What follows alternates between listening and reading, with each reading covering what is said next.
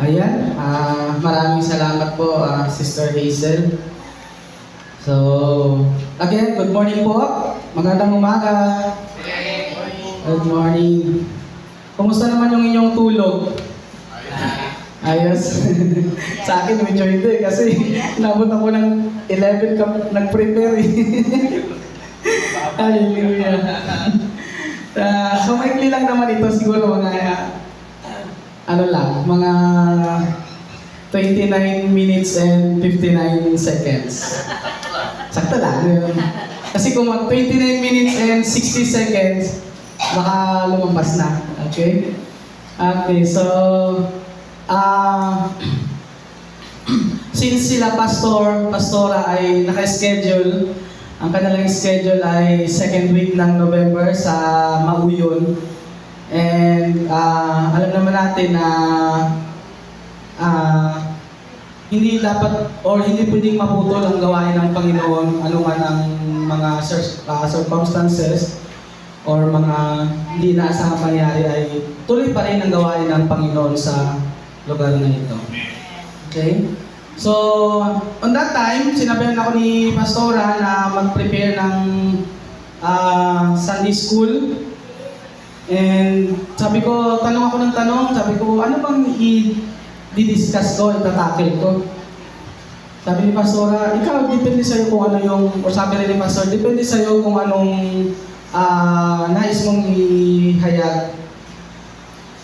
Tapos, sabi ko, bahala ng Panginoon. And kasi nung time na rin yun, nagre-review din ako para sa interview, baka kasi next week, na-interview na namin sa in-apply akong bagong trabaho. Kaya sabi ko parang nagkasabay-sabay. Pero sabi ko hindi pwedeng i-set aside ang gawain ng Panginoon. Kaya sabi ko, sige ako na lang mag-Sunday school. And kasi daw si Brother Mar ay sa message hindi pa lumalabas. Okay, so yun, nag-prepare ako and ito yung ni-reveal sa akin ng Panginoon.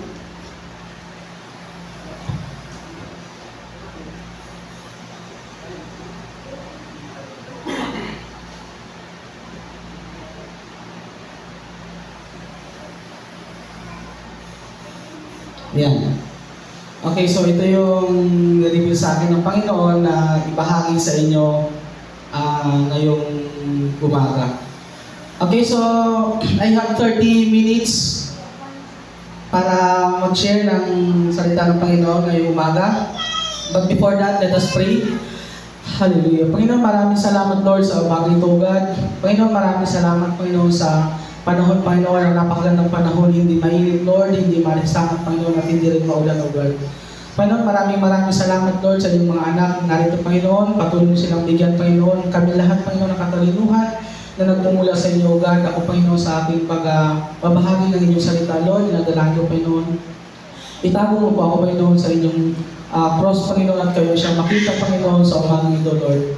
Lord, kayong manguna sa bawat sa amin, Panginoon, ganoon din ang aming pastor, God, sa kanilang biyahe, O God, sa kanilang gawain doon, Panginoon, maging matagumpay, Lord, maging successful po ka, Panginoon, ang kanilang gawain doon, Panginoon, ngayong araw, Panginoon. At ingatan mo rin sila, Panginoon, sa kanilang pag-uwi, i-kondisyon niyo sa sasakyan, O God, yung driver, Panginoon, at silang lahat, Panginoon, i-kondisyon niyo ang kanilang pangangatawan, O God, bigyan siya ng kalakasan, katalinuhan, at karunungan na nagmumula sa inyo, Panginoon. Maging sa aming mga kasamang wala pa, Lord, ingatan mo sila, Panginoon, makarating sila, Panginoon, sa inyong bahay-sambahan, O God, ng ligtas, at may pagpapala sa bawat sa Panginoon. Ito po ang aming salamat talaga sa pangalan ni Jesus. Amen and amen. Okay, so this morning we're going to discuss about the 10 steps to have a good life. Okay po? Alam naman natin na lahat tayo ay gustong magkaroon ng maayos na pamumuhay. Okay po? Alam naman natin na tayong lahat gusto nating umasenso sa buhay, di ba? Ayaw naman natin na manatili lang na kung ano yung kinamulatan mo ay yun na lang. Okay? So, actually napakaraming mga hakbang para gumanda yung buhay ng isang tao, di ba? Marami tayong mga napapanood na mga motivational stories, kung paano sila nagtagumpay, yung mga ginawa ng mga successful na tao, kung ano yung kanilang mga ginawa, kung paano sila nagtagumpay. Ano kaya sa tingin niyo yung 10 hakbang? Abi, pwede kayong makapagbigay kahit ilan lang? Malay nyo, tumama kayo ng housing lot. Ano kaya sa tingin nyo po? Ano kaya yung mga hakbang na sa tingin nyo ay kapag ginawa ko to ay gaganda yung buhay ko, magiging maayos? Serve the Lord. Okay, serve the Lord, sabi ni Sister Hazel. Ano pa? Yung mga basic, sa tingin nyo kaya? Ano kaya yung mga simpleng bagay o mga simpleng gawain na sa tingin nyo ay magpapaunlad ng inyong buhay or babago ng inyong sitwasyon ng inyong pamumuhay? Positibo sa pag-iisip, huwag lang sa COVID, di ba? Noon kasi laging dapat daw positive, huwag lang COVID. Ano pa? Change perspective, okay? Sabi nga ng isang philosopher, sabi niya, minsan daw hindi patient yung ipairal. I-change mo rin yung iyong perspective or place. Kasi minsan, di ba, pag nangangawil tayo, laging sinasabi sa atin, pagpasensyahan mo na, mahabaan mo ang pasensya mo, makakakuha ka rin yan. Ayun pala, nandito yung kawan ng isda, so dapat mag-change ka rin ng perspective. Pwede. Very good. Ano pa? Education. Ano po pa, Brother Mar? Okay, education. Yes, lalo na sa panahon natin ngayon, ang pag-aaral o yung degree ay napakahalaga sa atin sa Pilipinas. Diba? Isa yan sa sukatan. Ano pa? Prayer. 1, 2, 3, 4, 5. Ano pa? Prayer. Prayer. A simple step, pero napaka-laki, napaka-great ng impact. Prayer. What else? 5 na, malay nyo lahat, parang lahat na yata. Ano nyo na yata? Hindi na yata kailangan i-discuss pa. Ano pa kaya? Endurance. Ano po? Endurance. Okay, endurance. Siyempre, lalo na sa katawan natin, hindi ka magiging healthy ang iyong life kung ikaw ay hindi matatag. Okay, when it comes to work, di ba? What else? 6 na, endurance. Ano pa kaya? Any idea? Parang nag-recitation na tayo, ano? Hindi nyo na ano na. So ganito kasi ako minsan sa mga estudyante ko, binibigla ko agad sila. Lalo na ng grade 6 pa, yung ano mo. So pagpasok ko kaagad dyan, binibigla ko sila, nagugulat sila, taranta sila. Pero sa atin naman bilang anak ng Panginoon ay lagi tayong handa. Ano pa? 4 na lang po. Ano pa kaya? Ha? Contentment, kung ano kang meron, okay, makontento, pwede. 7. 3 na lang. Ano, ibigay mo na yung 3, Brother Jerome? Sister Micah, ikaw naman bigay ng 3. What else? Ano pa? Buhin natin. 10 steps. Consistent. Dapat consistent ka. So, kung ano yung goal mo, dapat consistent ka doon until you achieve it. Pwede? 2 na lang. Perseverance. Okay, so perseverance, dapat masipag ka or may tiyaga. Correct, kasi syempre naman kung wala ka namang masipag, ay talagang wala din. Okay? Last one. Submission to God's will. Okay, so submission to God's will when it comes to our spiritual aspect. Correct. Okay, so those are correct po. Tama po lahat ng inyong binanggit. Ayan, so bigyan muna natin ng 3 palakpak ang bawat isa. At 3 crocodile clap. 3 crocodile. Alam niyo yon? At daddy crocodile. Ganito po. Pag baby crocodile kasi ganito lang. Daddy tayo. Ready? 3. 1, 2, 3, go! Okay. Thank you so much. Maraming salamat po sa inyong lahat. And actually, halos magkakatugma ang inyong mga sinabi dito sa ating pag-aaralan. So there are 10 steps to have a good life. A simple step to have a good life. Okay po? Number 1, eat sensibly. Okay, kumain po tayo ng matinong pagkain o kumain po tayo sa tama. Okay? So, number 1 po ay eat sensibly. Ayan. Ano ba yung, kumbaga ito ay isang step para magkaroon ng maayos na buhay kailangan maging matalino tayo pagdating sa pagkain. Di ba? Parang naluto kayo, hindi siguro kayo kumain, ano? Ayan. So dapat po maging matalino tayo sa pagkain, lalo na sa panahon ko ngayon. Talagang ang isa sa mga dahilan ng mga sakit, lalo na ng mga malulubhang sakit, ay yung pagkain po. Di ba? So, you are what you eat, sabi nga nila. Ikaw ang hirap na yung Tagalog nun. So, you are what you eat. Alam nyo yun. Okay, di ba? Kung ano ang kinakain mo, yun ka. So, kung yung kinakain mo ay mga junk foods o yung mga hindi masustansyang pagkain, malamang yung katawan mo ay wala rin sustansya. Di ba? So, kung yung kinakain mo ay masusustansya, balance, okay? So, malamang yung katawan mo syempre ay healthy. Okay? So, tatamaan ka man ng sakit, lahat naman tayo ay tatamaan ng sakit, pero malakas yung immune system mo, yung panlaban mo, kasi yung inyong mga kinakain ay talagang yun mismo, yung lalaban doon sa mga sakit o mga illnesses na kumbaga tatama sa iyo. Di ba po? So, the first thing is, eat sensibly. Okay po? Huwag lang po yung kain ng kain. Maging mapili din po tayo. Kasi baka minsan sa sobrang kain ng kain, ay yan yung maging dahilan na hindi maayos na iyong kalusugan. Dahil akin po na-realize ko na talagang napakahalaga po ng kalusugan. Di ba po? Kasi kahit na anong galing mo, kung yung kalusugan mo ay hindi maayos, wala din po. Di ba? Okay, so sabi po sa Genesis 1:29, sabi po dyan, sa 29, then God said, I give you every seed-bearing plant on the face of the whole earth, and every tree that has fruit with seed in it. They will be yours for food. Sa pasimula pa lamang po, talagang inalaw na ng Panginoon. Okay po, yung original intention ng Panginoon o ng Diyos ay nais niyang kainin natin yung mga halaman. Mga prutas, bahagi ng halaman, dahon. Okay po, so yun yung original intention ng Panginoon sa atin. Diba? Inutos niya na kainin natin lahat ng mga fruit-bearing trees. Pwede po bang makapagbigay kayo ng isa sa mga fruit-bearing trees? Ano kayong mga fruit-bearing trees na halimbawa? Hello po, welcome. Ano po kayo isa sa mga halimbawa ng fruit-bearing trees? Langka, correct.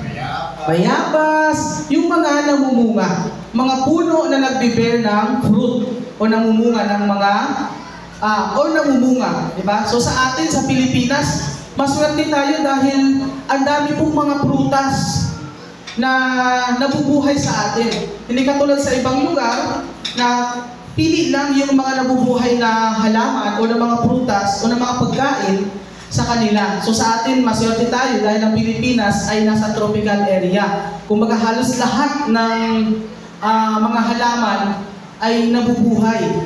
Diba? So, yun po inutos ng Panginoon. Diba? Kainin natin yung mga namumunga. Diba? And sabi po sa Daniel 1:12, please test your servant for 10 days. Give us nothing but vegetable to eat and water to drink. Naalala niyo po yung story ni Daniel? Nung binigyan sila ng hari ng tawag dito, pagsubok, di ba yung si Daniel at yung kanyang mga kasamahan ay kumbaga talagang kasi mga bihag sila ng time na yon ng Babylon. So sabi ni Daniel ay give us nothing but vegetable to eat and water to drink. So very sensible, di ba? Napakapili ni Daniel pagdating sa pagkain ng kanyang mga kasamahan. Very sensible sila when it comes to food. And after ilang days, lumabas na sila yung mga malulusog. Diba? So ito lang yung kanilang kinain, vegetable to eat and water to drink. So, kasi kung anong pagkain ang ipinapakain sa kanila, diba? Kasi noon, yung iba, yung pinili, ay yung mga masasarap na pagkain ng mga hari. Yung mga masasarap na inumin ng hari. Di ba? Yun yung pinili ng ibang mga kumbaga kasamahan nila. Pero sila, gulay lang at tubig. Di ba? Gave us nothing but vegetable to eat and water to drink. Di ba po? So, ibig sabihin yan, kung sa ating kasalukuyan ngayon, hindi naman po ibig sabihin na gulay na lang at saka tubig ang kainin at inumin. Okay po? Ang ibig sabihin po niyan ay mas more on vegetables kaysa sa mga karne. Di ba? Kaysa sa mga junk foods. Di ba? Naalala ko tuloy si Prince. Kasi ang hilig ni Prince sa chicheria.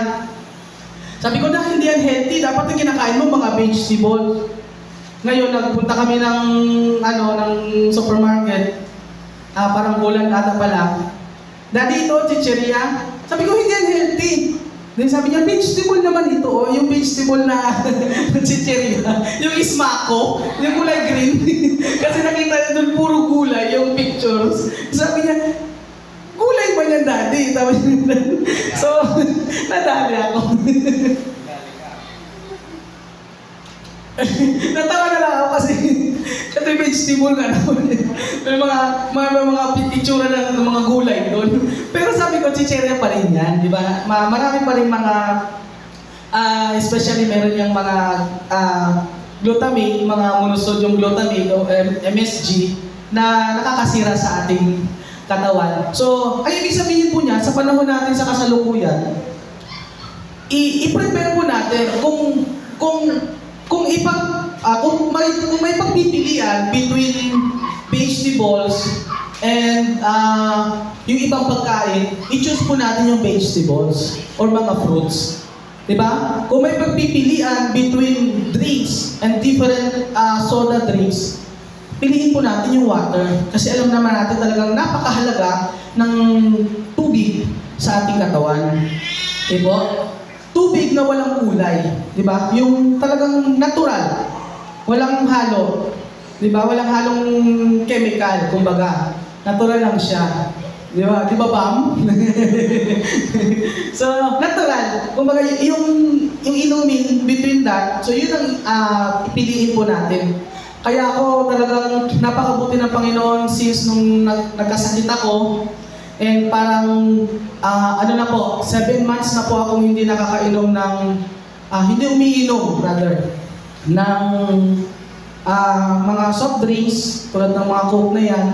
7 months na po, and pagdating naman po sa mga karne, less na rin ako, karning manok na lang, and more on vegetables and gulay na rin. So, napakaganda ng result ng ganong pagkain. Okay po? So, be sensible when it comes to eating. Maging, kumbaga, matalino po tayo pagdating sa pagkain. Huwag po basta kain lang ng kain. Baka mamaya akala mo yung kinakain mo ay mag-cause na. Akala mo ito pala ay magpapa-healthy sa'yo, pero baka maging cause ng unhealthy sa iyong buhay. Kaya po, naalala nyo yung famous vlogger na dito sa atin malimutan ko na tuloy. Huwag na. Yung sa ibang bansa na lang, si Nick, si Libocado Avocado, di ba?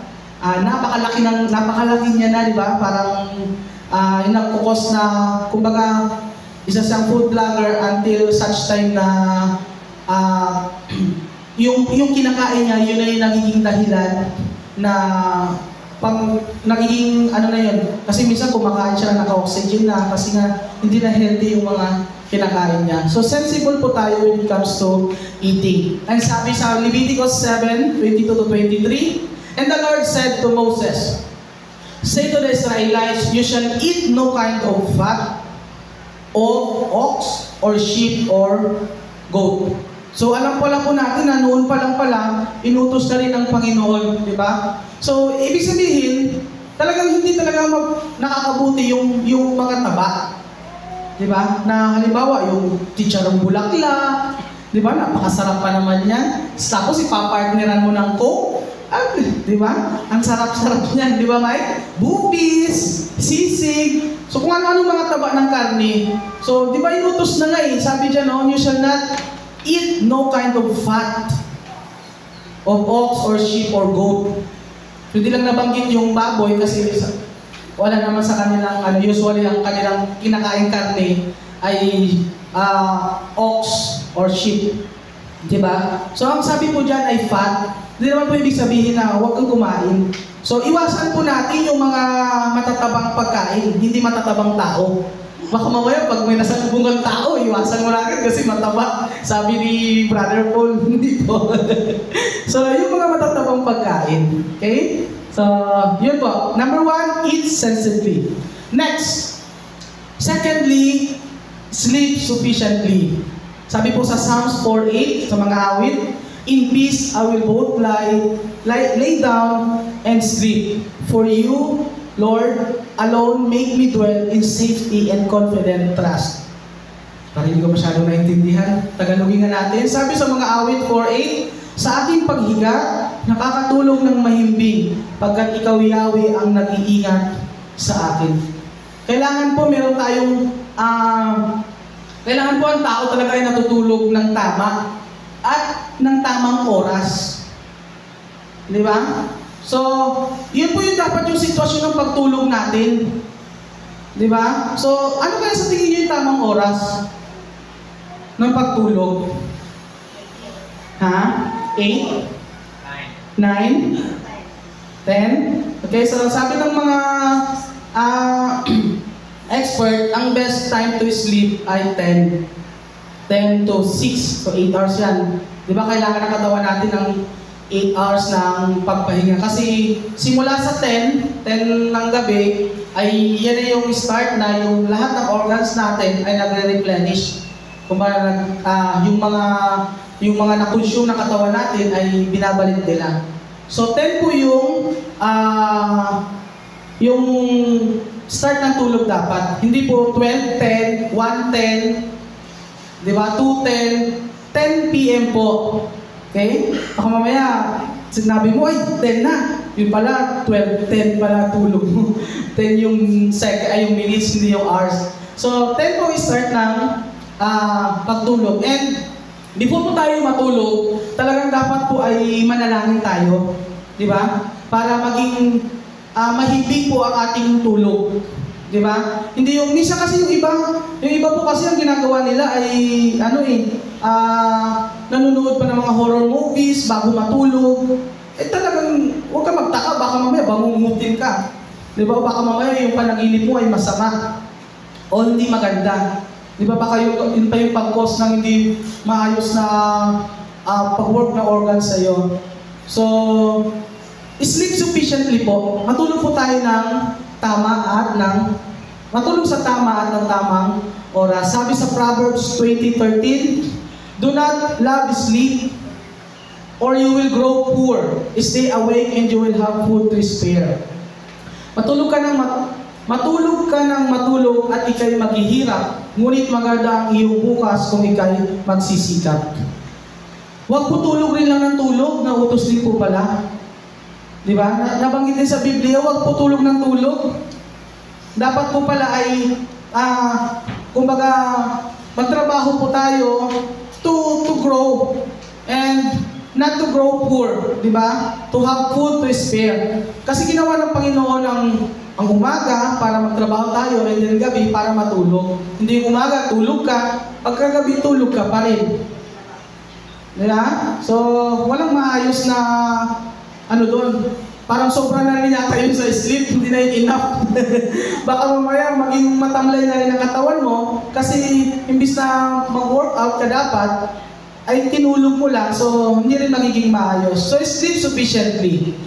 Again, number 1 po ay yung eat sensibly. Number 2 is sleep sufficiently. Number 3, think creatively. Isa rin po sa pagpapaganda ng buhay yung ating kaisipan. Diba? Minsan nga sinasabi nila, it's a matter of mind conditioning. Diba? Kung iniisip mo na yan ka, ay magiging ganyan ka talaga someday. Pero kung ikaw nag-strive You think creatively, you think critically, nag-iisip ka ng mga bagay kung paano ka yumaman, kung paano ka maging magaling sa trabaho, di ba? Kung paano ka maging outstanding bilang employee, di ba? Sa business naman, kung paano ka maging successful.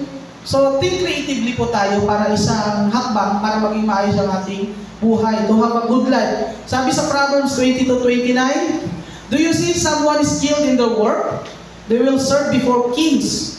They will not serve before officials of low rank. Ang magagaling po ang siniserve po nila ay mga kings. Di ba? Hindi po mga low ranks. Di ba? Alam ba ninyo kung sino ang pinaglilingkuran ng mga mahuhusay magtrabaho? Sila naglilingkod sa mga hari, hindi sa mga alipin. Kasi po yung mga magagaling, ang hinahanap nila, magagaling din. Di ba? Halimbawa, yung mayayaman. Siyempre, pa naghanap yan ng mga driver, yung magaling na driver. Di ba?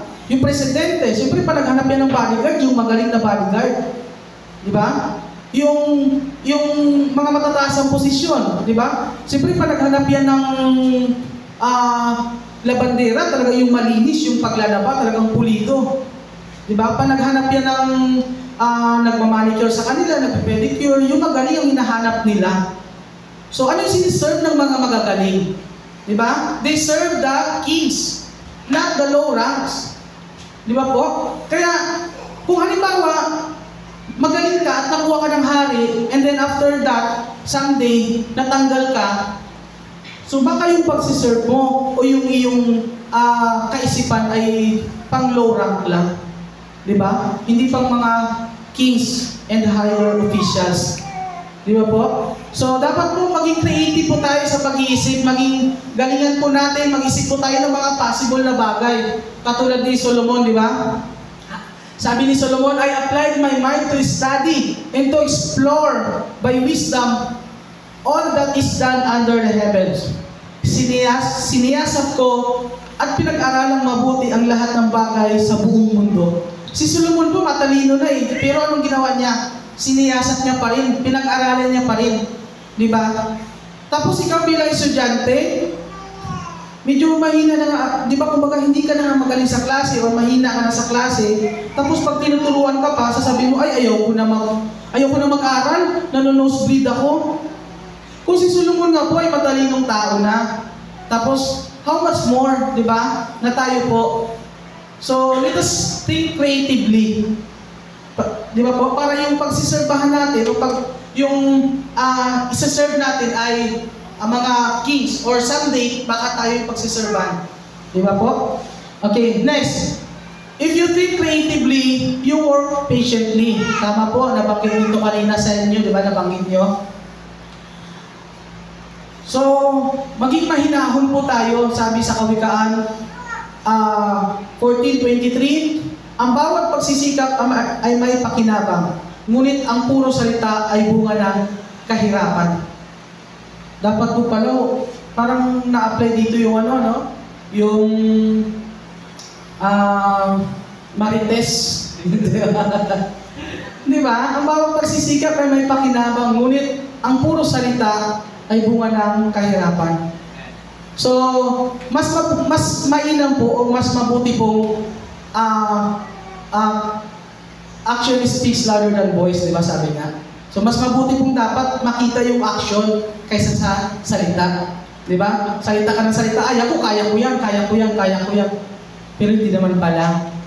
Di ba po? So, maging patient po tayo sa tatrabaho natin. Kaunting tiyaga lang, kaunting tiyaga. Huwag yung pagtanim mo, gusto mo, bunga agad. Siyempre, di ba kailangan mo rin diligan, i-cultivate yung lupa, tanggalin yung mga unnecessary grass sa gilid niya, di ba? Lagay ng pataba. So, para mamunga ng maayos. So, work patiently po tayo. Next, number 5. Behave decently. Yan. So, sabi sa Romans 13:13, let us behave decently. Maging maayos po yung ating paggalaw. Di ba? Maging decente po, maging marangal. Di ba? Kailangan ng kilos natin ay, kumbaga maging modelo sa iba. Di ba kapag may mga idol tayo, yung kanilang mga gawa, yung kanilang mga pagkikilos, yun yung ating ginagaya, di ba? Halimbawa, idol mo si ganito. So yung kilos ni ganito ginagaya mo. So, let us behave decently. Di ba? So, yan, sabi sa Romans 13:13. Okay, next. So, I have 8 minutes. So, nakapakayatang pa. Sige, malapit na rin. Number 6, talk softly. Sabi sa Proverbs 15:1, a gentle answer turns away wrath, but a harsh word stirs up anger. Alam niyo po, totoo po talaga ito. Lalo na sa mga, napapansin ko yan sa pagdating sa mga kalsada. Lalo na yan yung ginagagalit minsan lagi ng mga enforcer eh. Kapag halimbawa, sinita ka nila, tapos bigla mo silang tataasan ng boses. Di ba? Kasi kahit sino man naman, di ba? Kapag tinaasan mo ng boses, talagang bigla ka rin nagtataas eh. Di ba? Kasi nga naman, kumbaga, sabi mo, hindi naman kita tinataasan ng boses, pero bakit ganyan ka? Di ba? Ang malumanay na sagot ay nakakapawi ng galit. Ngunit sa tunog ng marahas po ay hindi mawawaglit. Di ba po? Yung pagtutok po natin ng softly, isa rin po yan sa mga simple step to have a good life. Di ba po? Hindi yung, kasi sabi nga nila, ang latang walang laman ay maingay. Di ba? Pero ang latang may laman ay hindi maingay. So, ganun din po when it comes to our mind. Kapag ikaw ay maraming kaalaman, tahimik ka lang. Tahimik lang sa umpisa. Joke lang. So, tahimik lang. Di ba? And then, nakikita sa gawa mo. Pero yung walang laman ay maingay hanggang sa dulo. So, when it comes to sa pagpananalita po natin, let us talk softly. A simple step to have a good life. Imaginin mo kung lahat ng nakakasalumuha mo, good morning po, di ba? Magandang umaga, di ba? Ganon. So, ang sarap sa pakiramdam, di ba?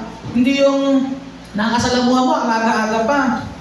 Kaya nga minsan, parang naano ako sa mga tao na kapag nag-uusap sila, parang akala mo wala silang katabi ibang tao.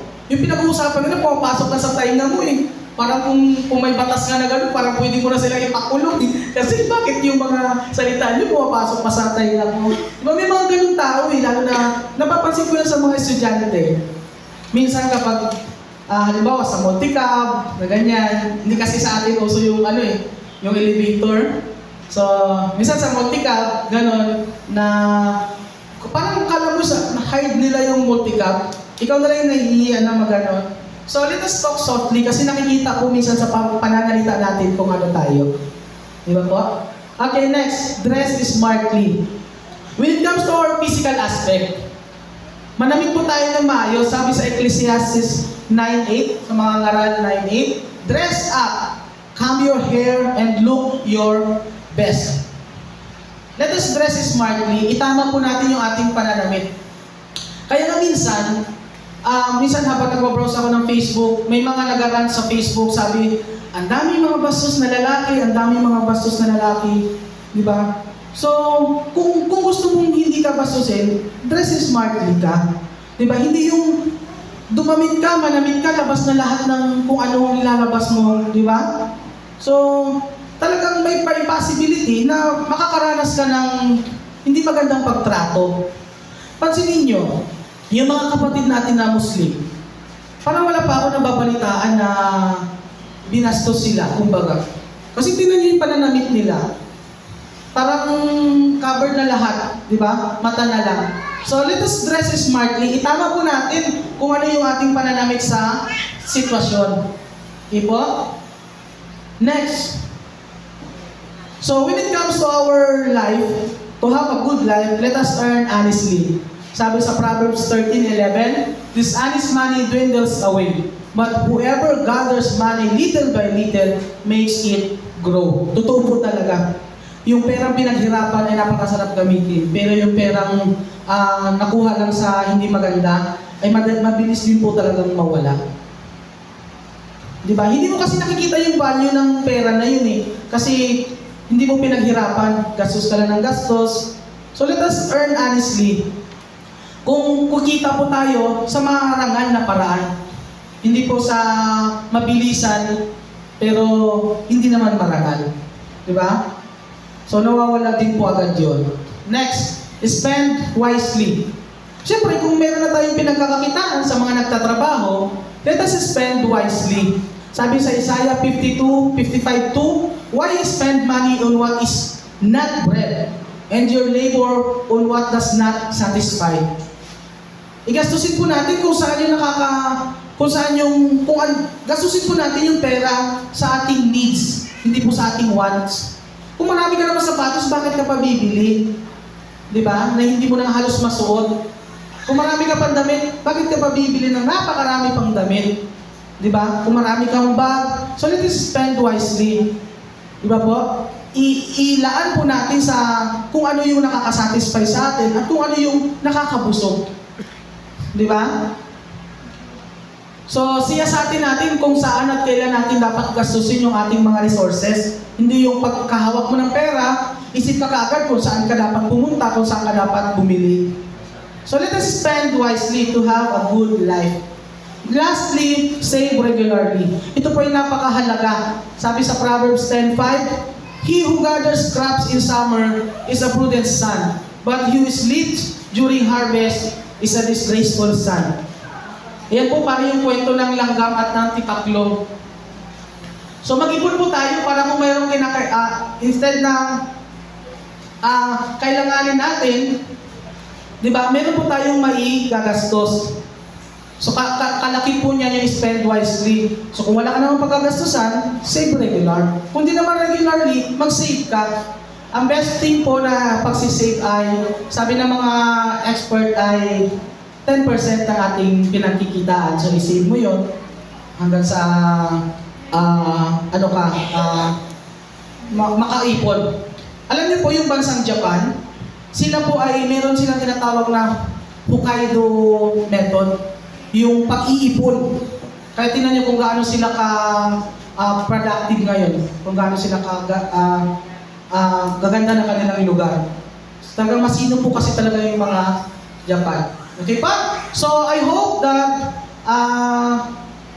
meron po kayong natutunan sa ating mga tinalakay ngayong umaga. So those are the 10 steps to have a good life. A simple step, but it can make your life better and best. Diba? So manalangin po tayo, Panginoon. Maraming salamat, Lord, sa umaga ito, Panginoon. Na patuloy yung niremind sa amin, Panginoon, ng mga hakbang, Panginoon, upang mabago ang aming buhay, Panginoon, upang maging maayos, Panginoon, maging good, better, and best, Panginoon, ang aming buhay at makita, Panginoon, sa aming mga ginagawa, Panginoon, ng inyong kaluwalhatian sa aming buhay, O God. Panginoon, maraming salamat, Lord, sa umaga ito, O God. Pagpalain niyo po at sa amin, O God. Proteksyonan niyo kami, Panginoon, at samahan niyo po kami, Panginoon, sa bawat oras, Panginoon, ng aming gagawin, O God. Ito po ang aming samot dalangin sa pangalan ni Jesus. Amen and amen. Good morning po.